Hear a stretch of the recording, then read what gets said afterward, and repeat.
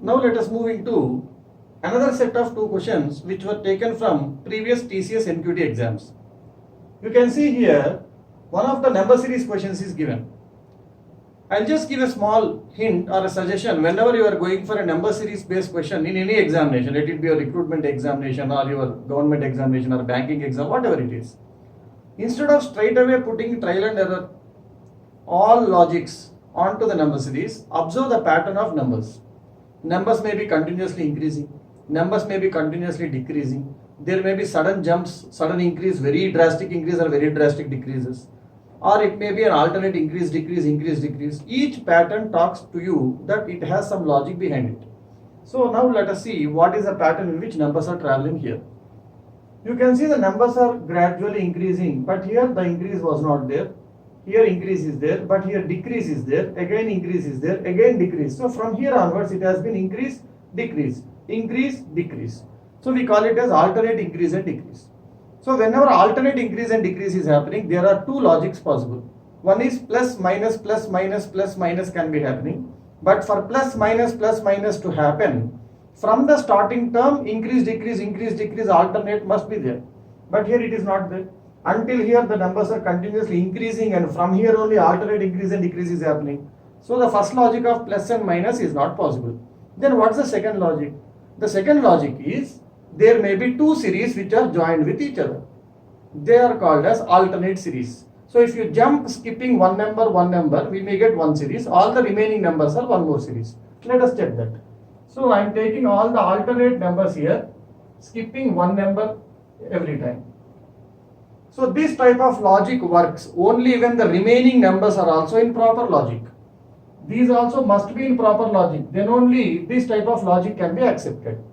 1, 3, 7, 50, you can see 1 double plus 1, 3, 3 double plus 1, 7, means into 2 plus 1, into 2 plus 1, into 2. So these are all into 2 plus 1 logic.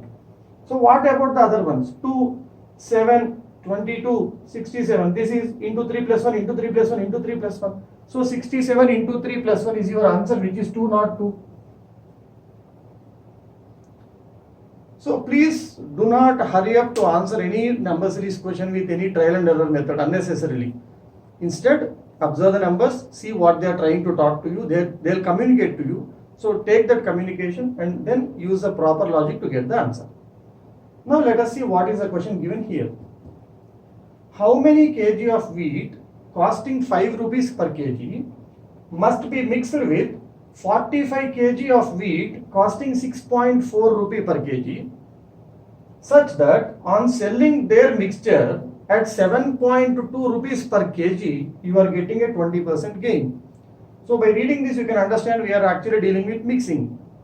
Normally in our textbook, this is called as allegations principle, where two different varieties are to be mixed to form a overall variety. But here, the mixture price is given as the selling price. So selling price of 7.2 rupees per kg is resulting in 20% gain. If you have proper concept of profit and loss, 20% gain actually means 1.2 or 120%. So whatever our original cost is, its 1.2 times is 7.2. That means he is indirectly saying our actual mixture is costing us 6 rupees. Because 6, 1.2 is 7.2. You know 12 table, right? So by combining 5 and 6.4, I have to get 6 rupees. Gap between 5 and 6 is 1. Gap between 6 and 6.4 is 0.4. So your ratio to be taken is 0.4 to 1 or 4 to 10 or it is 2:5. So I know by our allegations, I can say the two varieties are to be combined in the ratio 2:5. And the second variety, 5 parts of the ratio is given of 45 kg weight. So when 5 parts is 45 kg, each part equal to 9 kg, then what is the weight of these 2 parts? 2 9s, 18 kg is your answer, and go to the next question. Don't put all those unnecessary X marks and other things.